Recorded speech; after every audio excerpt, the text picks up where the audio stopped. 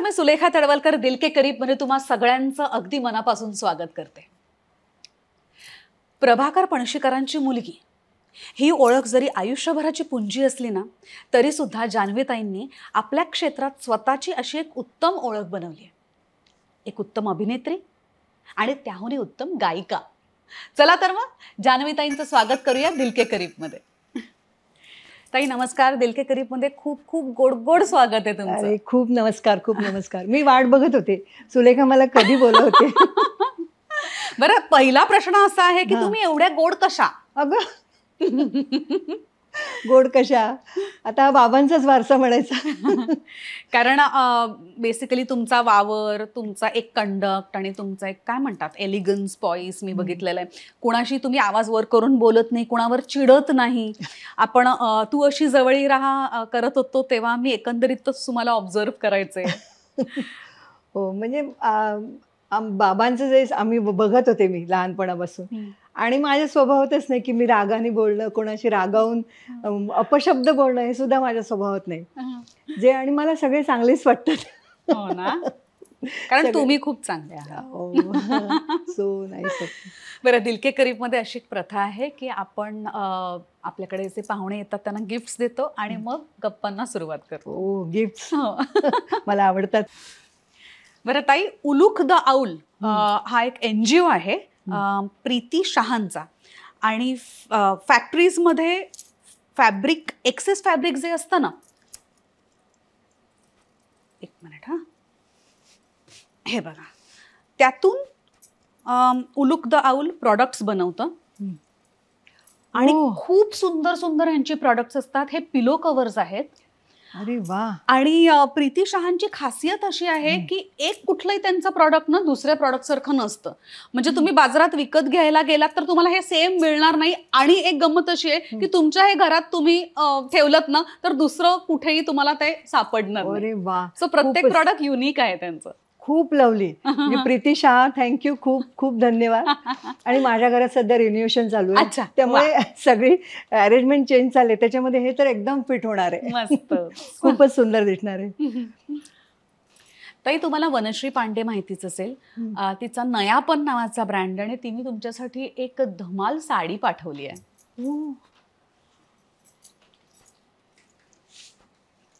हा रंग तुमच्यावर खूप छान दिसेल.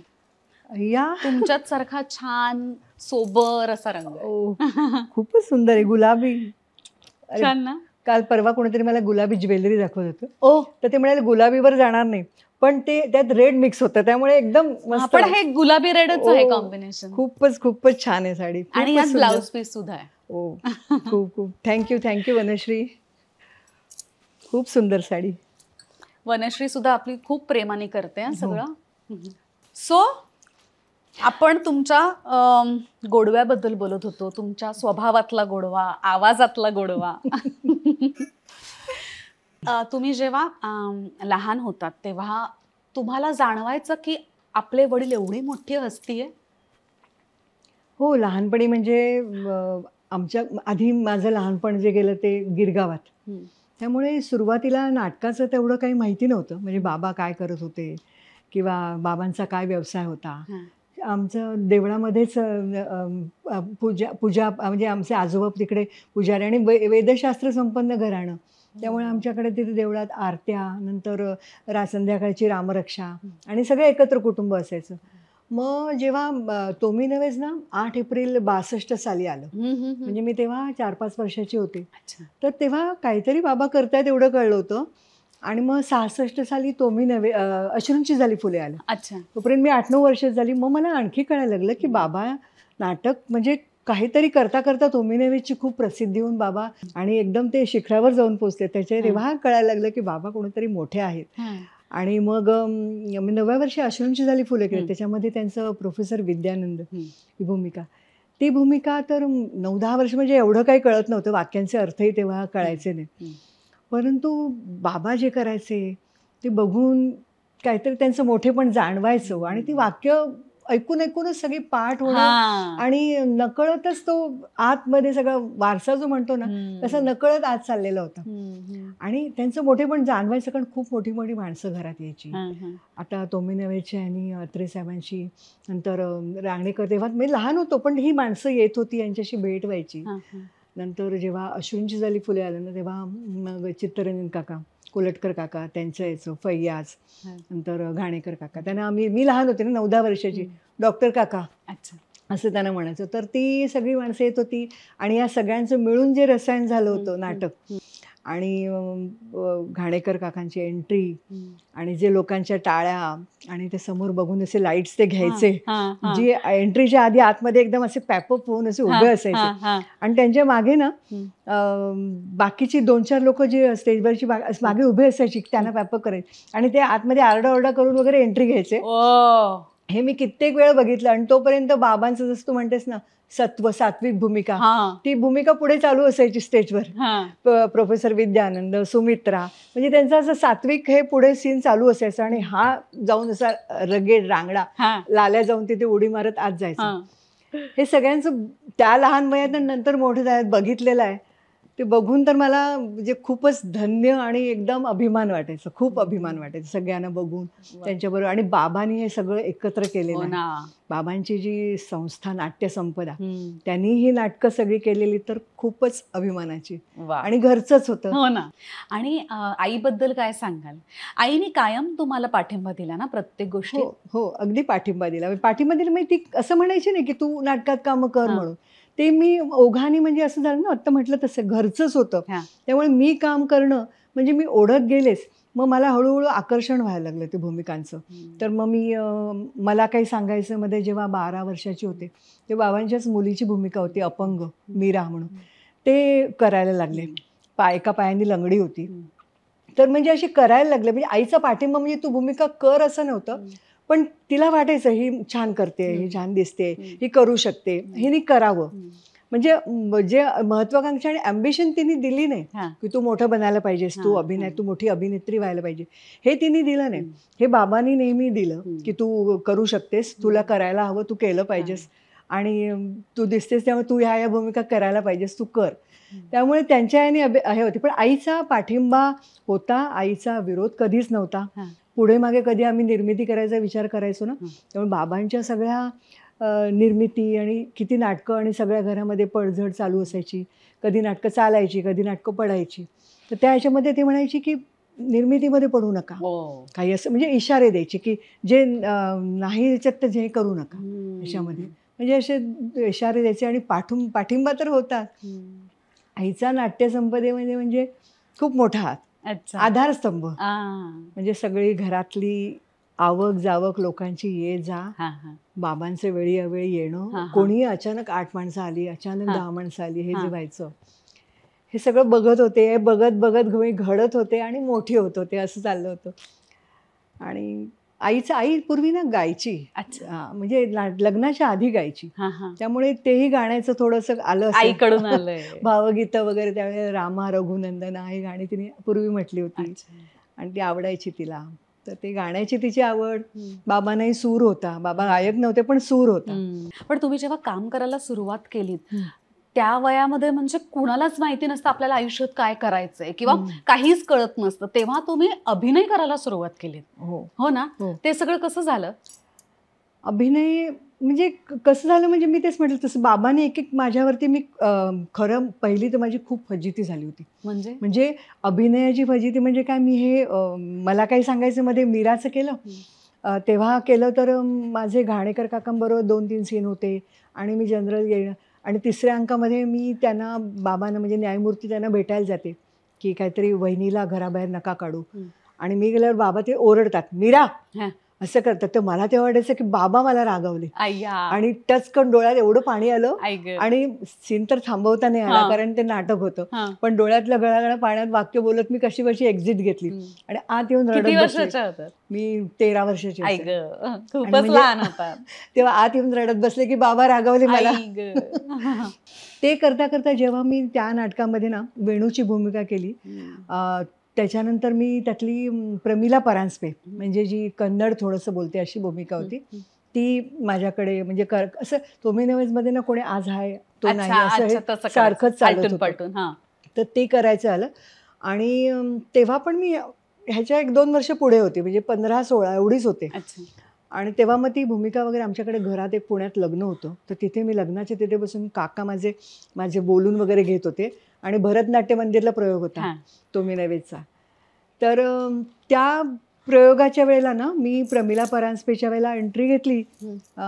प्रमिला हाजीर आहे प्रमिला परांजपे म्हटल्यावर गेले.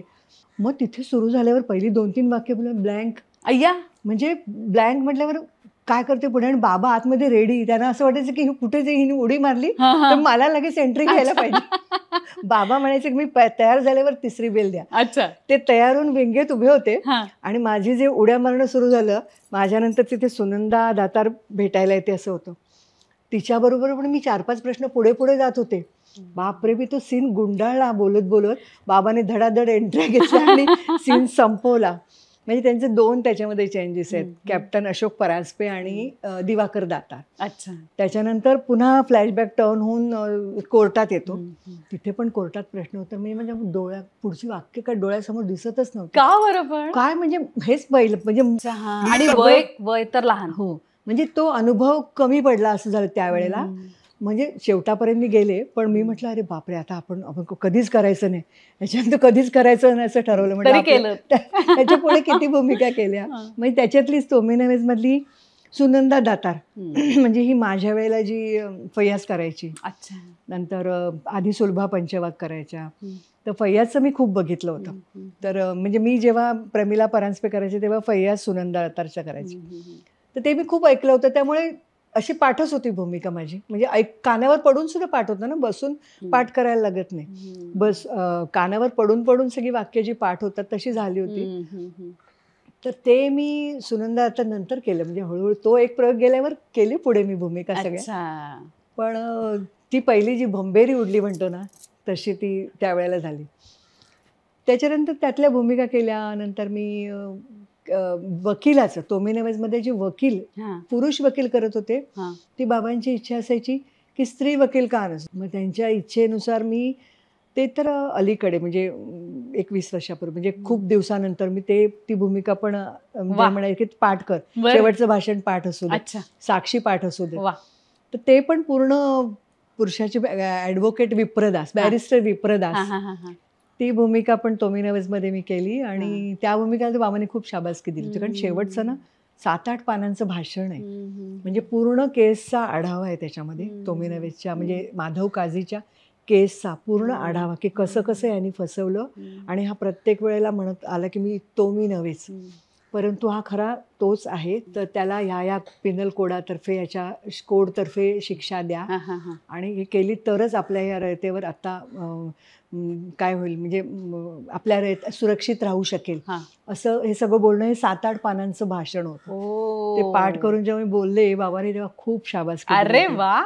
पण नाट्यसंपदा म्हणजे तुमच्यासाठी एक वर्कशॉपच असेल ना. म्हणजे ह्या सगळ्या बघ ना, भूमिका करणं ही सगळी, आणि नुसती माझी भूमिका किंवा बाबांची तर बघतच होते. म्हणजे तोमी नवेजचे एवढेचे मागे त्यांची घाईघाईने जे कपडे बदल असायचे आणि पटकन एंट्र्या घेणं, हे सगळं प्रॅक्टिकल वर्कशॉप असतं. ते प्रॅक्टिकल नॉलेज इतकं होतं की ते तयार होईपर्यंत इकडे समोर खिंड लढवणं असं असायचं की आतून ते तयार होऊन दिसले की आम्ही लगेच समोर करायचो. की फोनच्या बेल 2 फोनच्या बेल वाजल्या, 3री बेल जर ते दिसली तर 3री बेल वाजायची नाही की आहेत तयार झाले. म्हणजे हे असं प्रॅक्टिकलच खूप. तोपर्यंत 2 वाक्य वाढवली जायची आहेत त्या वेळेला की अजून आले नाहीयेत, 2 वाक्य वाढवूया. अच्छा. ते बाकीची सगळ्या सुधा करमरकरांबरोबर इथे ओशाळला मृत्यू, नंतर मला काही सांगायचं आहे, हे पण सगळं बघत गेले. खूपच म्हणजे सगळ्यांबद्दल आत्ता जेवढा म्हणजे त्यावेळेला कळत नव्हतं काय वाटत होतं ते. काय म्हणतो ते सगळे वाणीवर संस्कार झाले, सगळे भाषेचं चांगले. पण दार्वेकर काकांबरोबर त्यावेळेला राहायला मिळायचं. नाटकाच्या दिग्दर्शनात बरोबर साथ द्यायला मिळायची. आणि बाबांबरोबर तर निर्मितीमध्ये असं बरोबरच असायची, कारण मी सगळ्याला ते निघाले की चल जानू, ती सगळीकडे मी त्यांच्याबरोबर असायचीच त्यावेळेला. तर निर्मितीमध्ये, व्यवस्थापनामध्ये सगळ्यामध्ये बरोबरीने त्यांच्या सहभाग होता. म्हणजे बाकीचे लोक होते, पण माझा घरचा सहभाग असायचा त्यांच्याबरोबर. सो तुमचं लहानपण हे असंच गेलं असं हो, समजूया आपण. हो. आणि भावंड किती तुम्हाला? आम्ही 3 जण. अच्छा. हा, मी मोठी, हा. नंतर माझ्या नंतर रघुनंदन, हा. आणि रघुनंदन नंतर तरंगिणी. अच्छा. आम्ही 3 जण, म्हणजे धाकटी. तर मी ह्याच्यामध्येच होते, त्यामुळे खरं तर मी बाबांच्या बरोबर इतके होते ना, त्यामुळे ह्यांचं शाळा, कॉलेज आणि हे म्हणजे त्या ह्याच्यामध्ये मी घरात असून अनअवेअर होते की मी म्हटलं ना, त्या सेम काळामध्ये ही सगळी नाटकं, थँक्यू मिस्टर ग्लॅड आलं, नंतर त्या कातर वेळी आलं, माझ्या सगळ्या स्त्री मुख्य भूमिकाच मी करत होते. म्हणजे मी कुठल्याही जरी आधी ह्या रिप्लेसमेंट केलं ना, तरी मुख्य भूमिकाच माझ्याकडे होत्या. त्या कातर वेळी, नंतर मी येसूबाई केलं, नंतर ह्याच्यामध्ये थँक्यू मिस्टर ग्लॅडमध्ये जेनी केलं. आणि रघुनंदन जो होता त्याचं 10वी-12वी केल्यानंतर तो आमचं जेव्हा त्यावेळेला तुझी वाट वेगळी म्हणून नाटक आलं, आणि ते नाटक आलं तेव्हा तो म्हणजे बेसिक गायचा, आणि आम्ही 2 जण गाणं एकत्र शिकत होतो. ह्यांच्याकडे शिवाजी पार्कला वसंतराव कुलकर्णी, गुरुवर्य वसंतराव कुलकर्णी, त्यांच्याकडे आम्ही शिकायला जायचो. रघुनंदनही शिकत होता, मी जायची, आरती अंकलेकर असायची, नंतर एक दातार म्हणून होता, तोही असायचा. तर पण मी दौऱ्यांमध्ये बिझी असायची बाबांबरोबर, तर मग माझं मते जरा शिक्षण सुटायचं मध्ये मध्ये. म्हणजे शास्त्रीयच होतं, पण ते सुटायचं. गळा तयार व्हायचा, सूर गळ्यात होता, पण पुढची तयारी जी आहे ना, ती माझी डिस्कंटिन्यू होऊन मी पुन्हा दौऱ्यात जायची. आणि मग त्यावेळेला जेव्हा हे नाटक यायचं होतं किशोरी, तेव्हा तुझी वाट वेगळी, आणि किशोरी त्यांचं म्युझिक होतं, त्याला संगीत. तर त्या गाण्याच्या ह्याच्यात रघुला आवड असल्यामुळे बाबांनी सांगितलं होतं की रघु, तू तालमीच्या इकडे येत जा, ताईंना काय असेल ती मदत करत जा, आणि तालमी कंडक्ट कर, संगीताच्या काय असतील त्या सिटिंग्ज असतात. तर त्या करता करता किशोरी त्यांच्या बरोबर तो जवळ येत गेला. त्यांचं ममत्व, त्यांचं प्रेम, त्यांची शिकवायची जी पद्धत होती, त्या ह्याच्यामध्ये मग तो शिक्षणासाठी त्यांच्या ह्यानेच त्यांनीच सांगितलं, किशोरी त्यांनी बाबांनी सांगितलं, रघुला माझ्याकडे पाठव शिकायला. आणि मलाही म्हणायचे, पण मी अशी नाटकात थोडेसे अडकलेले होते ना, त्यामुळे मग माझं पूर्ण काय म्हणतात ध्यास नाही झाला गाण्याचा. तर तो मग गाणं त्यांच्याकडे शिकायला गेला. मग त्यांनी नाटकामधला त्याचा इंटरेस्ट पुढे आलाच नाही. मग त्यांनी लहान कट्यारमध्ये छोट्या सदाशिवचं केलं होतं काम रघुनंदनने, त्यात गाणं होतं, तराणा होता, ते त्यांनी केलं होतं. पण मग तो संगीताच्या मागे गेला. किशोरीताईंनी त्याला पूर्ण घडवला.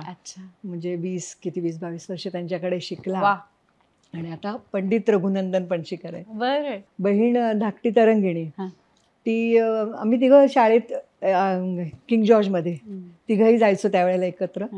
मग तिचं इंग्लिश मिडियममध्ये झालं होतं, आणि तिचं शिक्षण झालेलं असताना ती पण हे असंच त्यावेळेला बघत होती. तेव्हा मी मोठे होते, ती लहानपणी सगळं बघत होती. पण तिच्या आत्तापर्यंतच्या सगळ्या प्रवासामध्ये तिने नंतर ना संस्कृतमध्ये MA केलं. म्हणजे आपल्या शाळेनंतर ती रुईयामध्ये, आणि MAला फर्स्ट आली ती. संस्कृत घेऊन MA नंतर मग बरीच तिचं शिक्षण, संस्कृतमधली पारितोषिकं मिळाली तिला, आणि नंतर स्वतंत्र ती आता 100 मार्काचे संस्कृतचे क्लास घ्यायची ती. आता तिला संस्कृतचा एक पुरस्कार पण मिळालेला आहे, आणि महर्षी व्यास प्रतिष्ठान स्वतः चालवते ती. संस्कृत विदुषी अशी आहे ती. आणि ह्या सगळ्यामध्ये तिने अभिनय कॉलेजमध्ये असताना केला होता. रायगडाला जेव्हा जागे ते कॉलेजमध्ये बसवलं होतं, म्हणजे छोटासा अभिनय असं तिने केला. आणि मग तिथे तिला तिचा जीवनाचा साथीदार मिळाला, नरेंद्र खोत. आणि तिथे मग ती म्हणजे संस्कृत आणि तो तिचा, पण तिने सगळ्या ह्या वर्षामध्ये बाबांना एक वेगळ्या अँगलनी बघितलं. बाबांचं मोठेपण म्हणजे आम्हालाही जाणवायचं की बाबा म्हणजे शाळेत शिक्षकांना भेटायला येणारे, किंवा आपल्या मंथली मीटिंगला येणारे, किंवा असे बाबा कधीच न, आपले बाबा असे कधीच नाहीत की असे म्हणजे सामान्य म्हणायचं नाही, बाकीचे पालक सामान्य असं म्हणत नाही, पण असे आपले बाबा नाही आहेत. बाबा काहीतरी वेगळे, म्हणजे ते कधीतरी बोलत, पण बाबा कधी बसनी गेले नाही तिकडे, त्यांचं एक वेगळंच मोठेपण होतं. आणि नंतर त्यांनी जे सगळ्यांना ते म्हणायचे की माझ्याकडे जो कोणी येईल त्याला मी दुर्मुख होऊन कधीच पाठवलं नाही, त्याला माझ्याकडून जे होईल ते माझ्या परीने मी मदत केली. तर हा आणखी त्यांचं मनाचं जे मोठेपण होतं ते तरंगिणीने आपल्या दृष्टीने बघितलं, आणि त्यांना तसं ते जाणलं. मी ती जी आता संस्कृत विदुषी आहे तर तिचं ते वेगळा तो अँगल आहे, रघुनंदनचा संगीताचा अँगल आहे, माझा अभिनयाचा मध्ये मध्ये संगीत. म्हणजे मी संगीताचं काय म्हणतात ते हे नाही घेतलं, करिअर म्हणून नाही झालं, कारण मी शास्त्रीय संगीताचं मुख्य हे नाही केलं. पण नाटकात गेल्यामुळे काय झालं, पण भूमिका बऱ्याचशा संगीत भूमिकाच केल्या. अच्छा. म्हणजे कट्यार काळजात घुसली ते केलं, नंतर दुर्वांची जोडीमध्ये वाहते दुर्वांची जोडी ते बाळ कोल्हटकरांचं ते केलं, नंतर राजसन्यास आमचंच नाटक त्याच्यामध्ये पण शिवांगी म्हणून भूमिका होती, ते पण मी केली. नंतर कट्यारमध्ये ना आम्हाला रागमाला होती, मला ते कट्यारमधल्या भूमिकेचं खूप आकर्षण असायचं. म्हणजे सुरुवातीला एक गाणं होतं, नंतर एक मध्ये घेई छंद होतं, तर आणि हे होती रागमाला होती दुसऱ्या अंकात. म्हणजे आम्ही 3 जण म्हणतो, मी फैयाज म्हणजे उमा, जरीना आणि सदाशिव. ती रागमाला खूपच म्हणजे लोकांना आवडायची, की ती मुलतानी ते भैरवी अशी रागमाला होती, इतकी सुंदर असायची ती. मी एक पहिलं सुरुवातीची एक ओळ म्हणू का? अरे प्लीज, मी आत्ता तुम्हाला सांगणार होते, तुम्ही हरकत नसेल तर म्हणून दाखवाल का?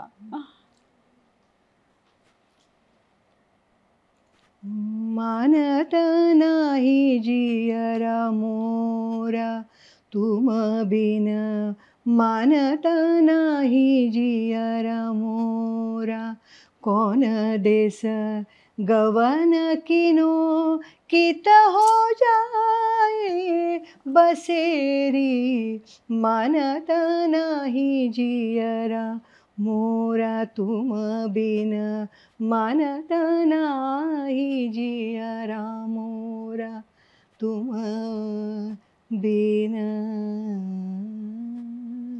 असं एका रागातनं दुसऱ्या रागात जाणं होतं त्याच्यामध्ये. तो कट्यार त्यावेळेचं जे होतं ना, ते म्हणजे एक संगीताची पर्वणी, ट्रीटमेंट म्हणतो तसे, आणि एक आनंद होता.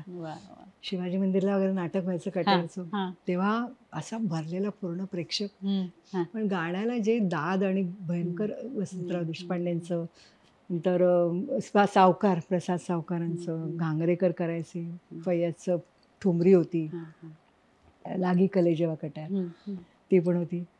सावरी या से नैना हो गए चार,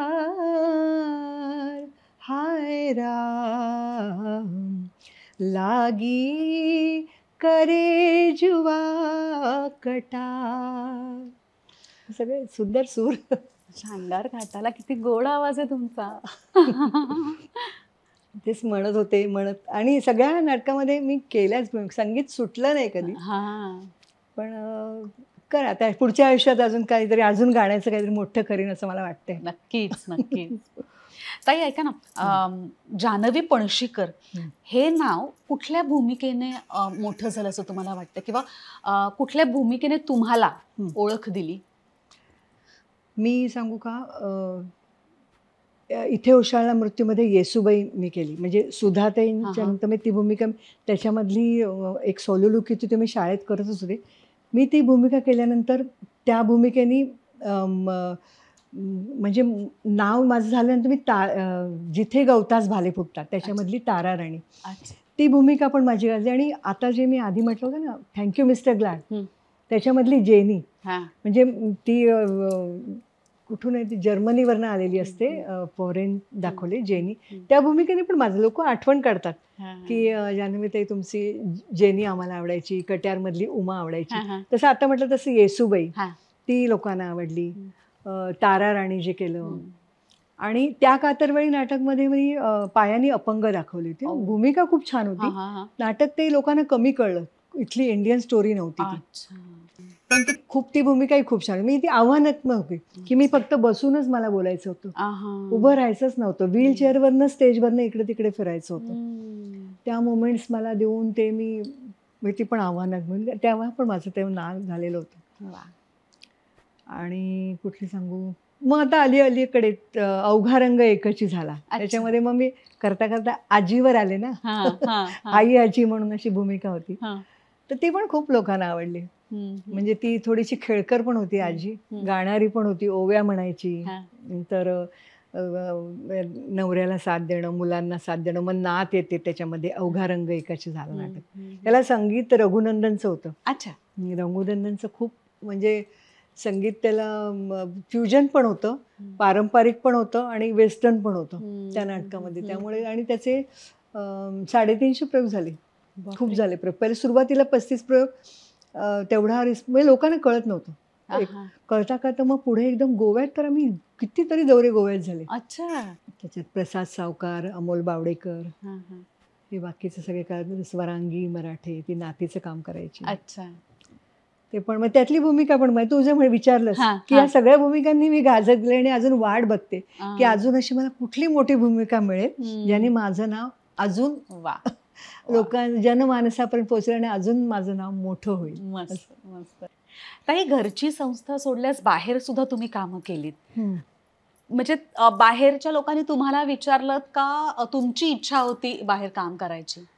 नाही, झालं असं म्हणजे जेव्हा मी ना कट्यारमध्ये करायला लागले काम, त्यावेळेला शिवाजी मंदिरमध्ये बाळ कोलटकर बघायला आले होते नाटक, आणि दुर्वांची जोडीमध्ये त्यांना ताई हवी, ताई म्हणजे शोधत होते ते. आणि त्याच्यातली भूमिका बघितली, नंतर ते आत येऊन म्हणाले की मला ताई मिळाली, ताई सापडली. आणि मग दुर्वांची जोडीच्या तालमी सुरू झाल्या, त्याच्यामधल्या आशा काळेंनी त्यावेळेस सोडलं होतं. मग एक चंद्रलेखा म्हणून नटी होती, त्या करत होत्या. त्या मग त्या नंतर करणार नव्हत्या म्हणून मग माझी त्याच्यामध्ये नेमणूक झाली. म्हणजे ती मुख्य ताईची भूमिका ती मी तेव्हा करायला लागले त्यांच्यामध्ये, दुर्वांची जोडीमध्ये. म्हणजे नाट्यसंपदाची चालूच होती सायमल्टेनियसली त्या दुर्वांची जोडीमध्ये. मग त्यांच्या देवदिनाघरी धावलामध्ये सत्यभामा केलं, रुक्मिणीचं केलं, नंतर देणाराचे 7000 केलं, कांते फार तुला माझ्यासाठी, ते संगीत नाटक होतं, ते अभिषेकींचं म्युझिक होतं, त्यात पण गाणं म्हणून भूमिका केली. म्हणजे मुख्यच भूमिका होती. म्हणजे दुर्वांची जोडीची 4 नाटकं झाली. नंतर मी मोहन वाघांच्या चंद्रलेखामध्ये प्रिया आईस हे नाटक केलं. प्रिया आईस, राहुल अवस्थी आणि राहुल, पुण्याचं एक राहुल होतं, त्याचं नाव आडनाव नाही आठवत, ते दोघं मुलगे होते आणि बाळधुरी आणि आम्ही आई वडील होतो. नंतर ह्यांचं लता नार्वेकरांचं ती वेळच तशी होती. भारती आसरेकर, अरुण जवळेकर, मी आणि विवेक लागू, 2 नवरा बायकोंची कथा होती, ते केलं. नंतर सुयोगमध्ये सरगम ते नाटक केलं विक्रमजींबरोबर. ह्या सगळ्यांचा प्रभाव माझ्यावर पडत गेला. विक्रमजींबरोबर काम केलं तेव्हा मी सिरियलमध्ये करायला लागणार होते. मग त्यांना मी विचारलं कसं क्लोज बीचं, तेव्हा मला सांगितलं होतं क्लोज जेव्हा देशील ना तेव्हा सगळी माणसं समोर व्हिज्युअल कर, आणि नेहमी क्लोजमध्ये माणूस गळपटतो. म्हणजे मास्टर चांगला होतो आणि क्लोजमध्ये माणूस नीट आपले भावना हे करू शकत. तेव्हा ते सांगायचे. मी विचारलं त्यांना, म्हटलं हे कसं होतं, मग तिथे असं थोडंसं वीक व्हायला होतं. ते म्हणे नाही, आपण हे करायचं की ही माणसं समोर उभी आहेत असं समजायचं, आणि जे आपण मास्टरमध्ये बोललोय तशीच ती वाक्य त्यांना द्यायची. आणि काय नाही म्हणत, तसं काय नाही, सोपं असतं. त्यांनी सोपं करून सांगितलं मला. त्यांच्याकडे त्यावेळेला ते शिकले होते. आणि बाहेरच्या भूमिका अजून बाहेरची या संस्थांबरोबर मी केलेलं काम. नाट्यसंपदामध्ये काम करणं आणि बाहेर जाऊन काम करणं यात तुम्हाला फरक भासला? हो, फरक होताच. म्हणजे सगळी माणसं चांगलीच होती, पण इथे आपली संस्था, आम्ही सगळी जी आमची ग्रुप होती ती सगळे आम्ही त्यावेळेला समवयस्क होतो आणि चांगला ग्रुप होता. आणि बाबांबरोबर बाबांचं मोठेपण नेहमी जाणवायचं. बाबा, आम्ही दौऱ्याला बाहेर गेलो की जिथे कुठे चांगली स्थळं असेल तिकडे म्हणायचे की तिकडे लोकांना ह्यांना घेऊन जा. आम्ही आनंदवनात गेलो होतो बाबासाहेब आमट्यांच्या, ते आम्ही दाखवायला नेलं होतं. नंतर येता जाताना शेगावची मंदिरं, किंवा अजून नागपूरला पण इकडे, म्हणजे असं बऱ्याच ठिकाणी बाबा घेऊन जायचे. बाबांचं मोठं, बाबांनी कधी असा पैशाचा आधी असं विचार केला ना, खूप कमवायचा पण विचार कधी केला नाही, आणि खूप गेले असं पण त्यांनी कधी समजलं नाही. माणसं सांभाळणं, माणसं जमवणं, माणसं टिकवणं, हे त्यांचं मोठेपण बघत गेले मी. आणि बाकीच्या संस्थांमध्ये पण सगळ्यांनी चांगले ट्रीटमेंट, सगळ्यांचं. लताबाईंकडनं पण किती शिकायला मिळालं. दुर्वांची जोडी मी बाळ कुलटकरांबरोबर कामच करायचे ना त्याच्यामध्ये, ताईची भूमिका, आणि ते ह्याच्यामध्ये नारदाची करायची. तर सगळ्यांचे प्रभाव पडतच गेला. जेव्हा बाबांचं एक वाक्य सांगते, माझे बाबा म्हणतात खूपशा मुलाखतीमध्ये की कलाकार म्हणजे हे मी शिकले त्यांच्याकडनं असं म्हटलं तर. ते म्हणायचे की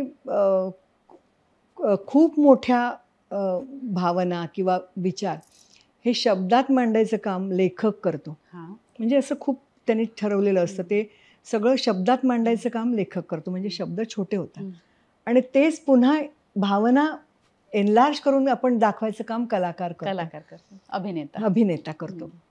तर तेच म्हणे की हे लेखकाचं काम असतं आणि तेच पुन्हा मोठं करून वा. दाखवणं वा हे वा. कलाकाराची ही व्याख्या असं ते वा. म्हणायचे. तसं अशामध्ये इथे उशाळल्या मृत्यूमध्ये वाक्य होतं की राज्य राखायचं म्हणजे माणसं राजी राखावी लागतात, हळूहळू घडवावी लागतात. हे आबासाहेबांनी आम्हाला शिकवलं. तसंच ते बाबांनी केलं. तेच माझ्याकडे पण आलं, माणसं राखणं, माणसं जोडणं. हो. पण ते तुम्ही आवर्जून करता, मी पाहिलंय ते स्वतः. आणि आपले पण म्हणजे मला कोणाबद्दल दुस्वास नाहीच कोणाबद्दल. तेही मी बघितलं. ताई, तुमच्या वडिलांचं आणि काशीनाथ घाणेकरांचं एक वेगळंच नातं होतं ना. त्या आठवणी काही सांगू शकाल का? हो, मी सुरुवातीपासून जे बघितलं ना ते घाणेकर काका लहान भावासारखे नेहमी राहिले आणि बाबा नेहमी मोठ्या भावासारखे त्यांच्याबरोबर राहिले. हां. म्हणजे कलाकार म्हणून पण आणि त्यांचं वैयक्तिक नातं म्हणून सुद्धा. आम्ही लहानपणी घरात जे बघायचं ते डॉक्टर काका हां. घरी येणं, हां. नंतर त्यांच्या भूमिका बघणं. मी म्हटलं ना की सुरुवातीला म्हटलं तसं की मेस्मराईज तर व्हायचंच. ते मेकअप बिकअप करायचे नाही, तर त्यांचा स्टेजवरचा वावर, स्टेजच्या मागचा वावर आणि प्रभावित व्हायला व्हायचं. आणि बाबांचं शांत आणि संयमी सगळं वागणं असायचं. तो कॉन्ट्रास्ट बघत असायचे मी त्यांच्याकडे. गारंबीचा बापू नाटक आलं ना, म्हणजे ते नाट्यसंपदेकडनं आलं, तेव्हा त्यातली प्रमुख भूमिका मी केली. राधा म्हणजे हिरोईन असते त्यातली. तर खूप छान भूमिका झाली, गाजली भूमिका ती राधाची. 4 अंक होते त्या नाटकाचे. आणि पण घाणेकरांमध्ये करताना मजा यायची आणि खूप छान लोकांना ते तेव्हा म्हणजे नंतर पुन्हा जे केलेलं पुनरुज्जीवन केलं नाटक पण खूप चाललं, खूप लोकांना आवडलं होतं.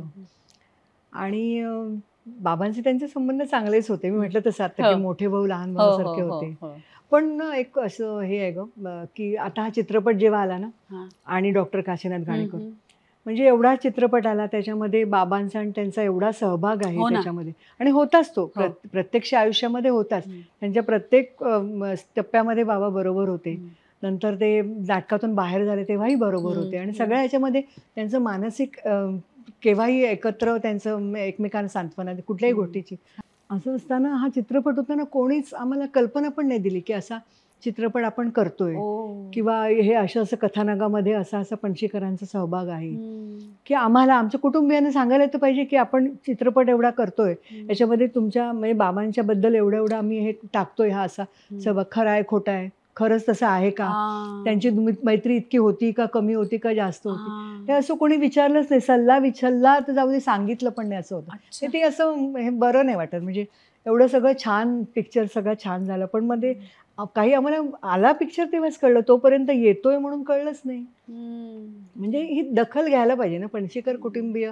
आम्ही जे इतके वर्ष त्यांच्या बरोबर होतो, म्हणजे आमची नाट्यसंपदेच्या ऑफिसची दुसरी बाजूमध्येच त्यांचं ऑफिस थाटलेलं होतं, काशीनाथ घाणेकर प्रतिष्ठान. आणि बाबा त्यांचे त्याचे चेअरमन होते त्या संस्थेचे, दाजी काका त्याचे अध्यक्ष आणि असे होते. असे असताना चित्रपट बनताना कुठेही सल्ला घेतला गेलेला नाहीये, कुठेही कानावर घातलेलं गेलेलं नाहीये.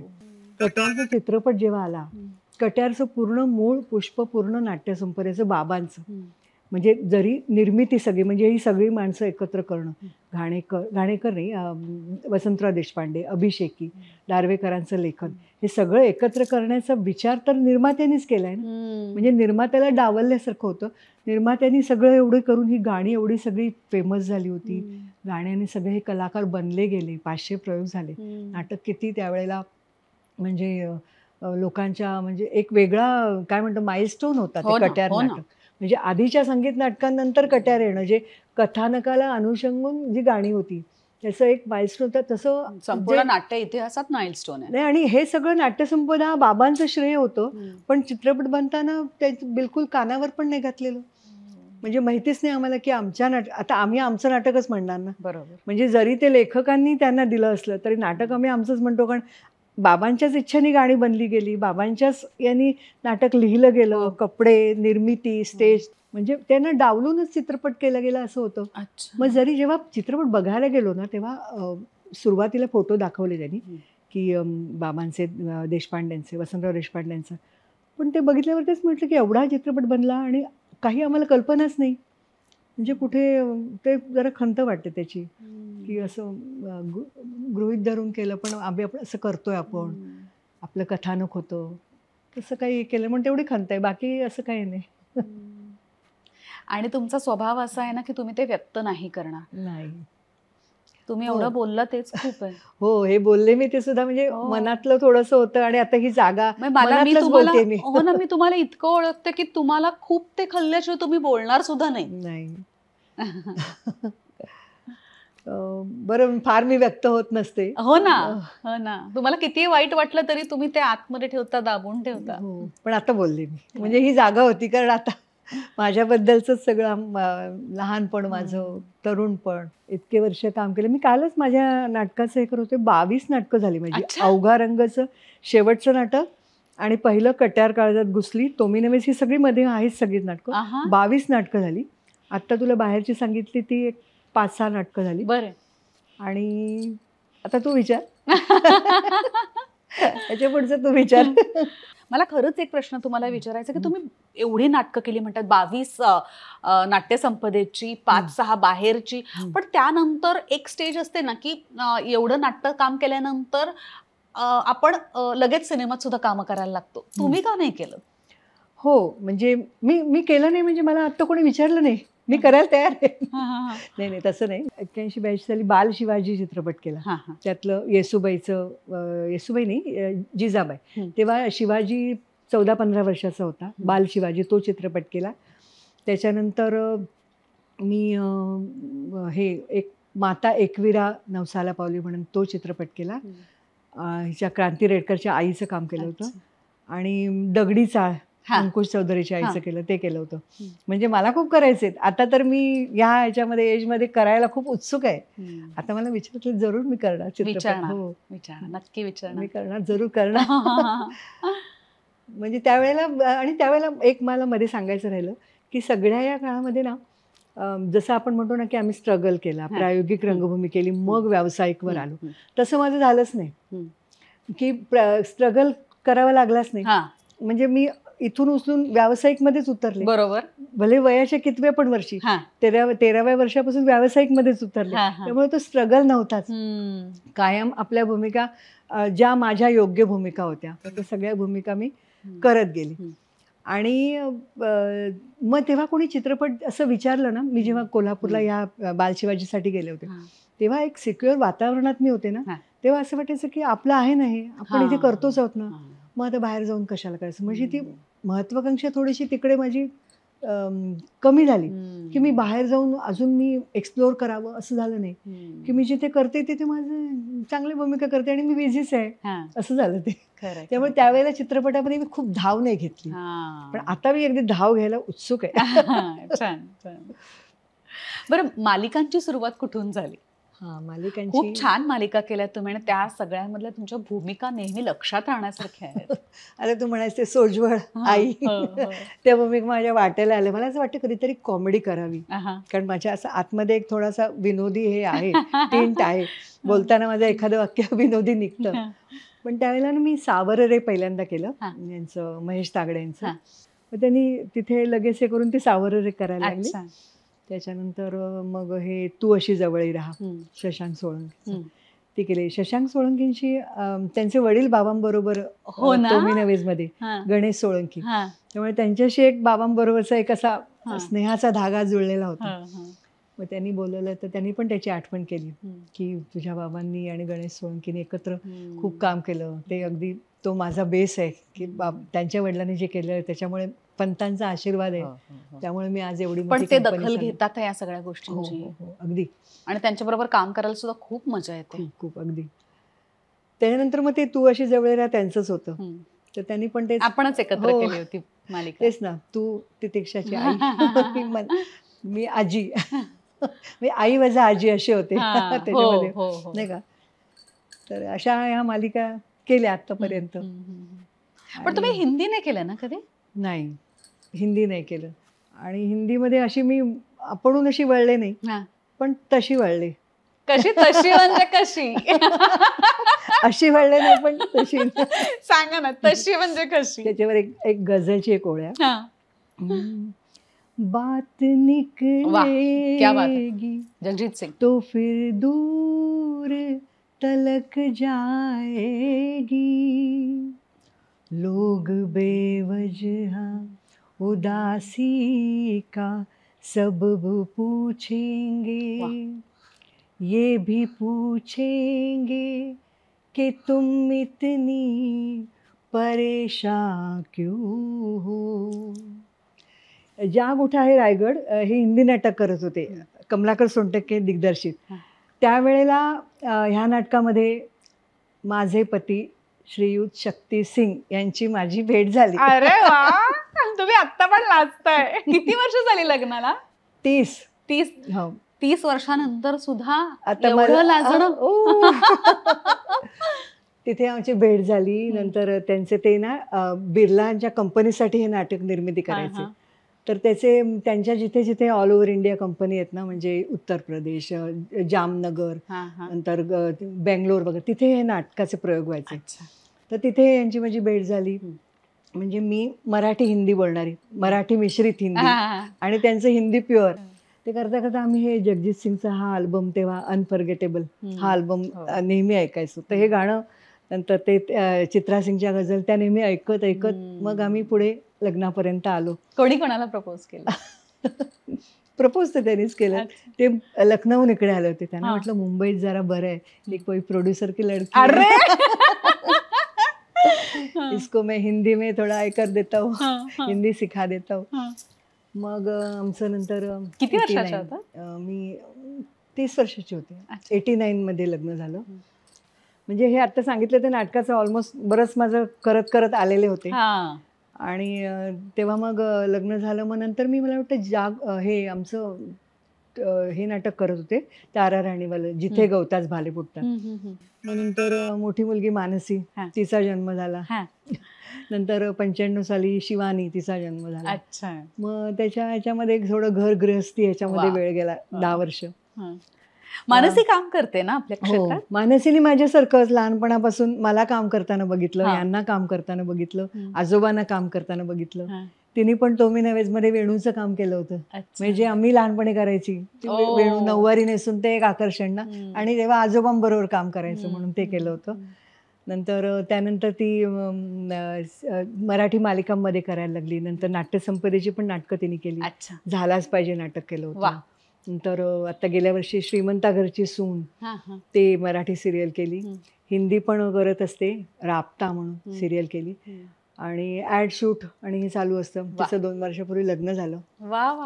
आणि धाकटी मुलगी पण पण हिंदी वेब सिरीजच्या क्षेत्रात आहे. ती दिग्दर्शन आणि स्क्रिप्ट सुपरवायझरचं काम करते. क्या बात है. आणि ती याच क्षेत्रात, पण अभिनय न करता ती टेक्निकल ह्याच्यामध्ये ती करते. हे सुद्धा करायलाच पाहिजे कोणीतरी. आणि आता मी सुरुवातीला ह्यांचं सांगायचं विसरले, शक्तींचं मुख्य त्यांची जी ओळख होती, म्हणजे ते अभिनयासाठी आले इकडे, अभिनय करतच होते. मग लग्न झाल्यावर थोडा स्ट्रगल पिरियड सुरू झाला ना, काम नव्हतं, मग नुक्कड करायला लागले होते. नंतर कृष्णा सिरियल येत होती, तर त्याला डबिंगसाठी कोणी विचारलं, तर हिंदी चांगलं असल्यामुळे मग ते आवाज द्यायची त्यांची इच्छा झाली की आपण डबिंगचं पण काम करू, सायमल्टेनियसली ॲक्टिंग बरोबर हे पण करू. आणि इथे आल्यावर ते अनिल चौधरी, अनुपम खेर यांच्याबरोबर त्यांच्या ग्रुपमध्ये कामं करत होते. मालिका केल्या त्यांनी, चित्रपट 1942 लव्ह स्टोरी त्याच्यामध्ये होते, खामोशमध्ये होते. आणि आवाजाचं व्हॉइसिंग करता करता ते हिंदी अरविंद स्वामीला, रोजा पिक्चरमध्ये अरविंद स्वामीचा आवाज यांचा. रिअली? नंतर चिरंजीवी, मामूटी हे सगळं करता करता आता जॉर्ज क्लूनी, इंग्लिश टू जे हिंदी होता, जेम्स बॉन्डचा इंडियन व्हॉइस शक्ती सिंग आहे. अरे क्या बात है. English खूपशा films,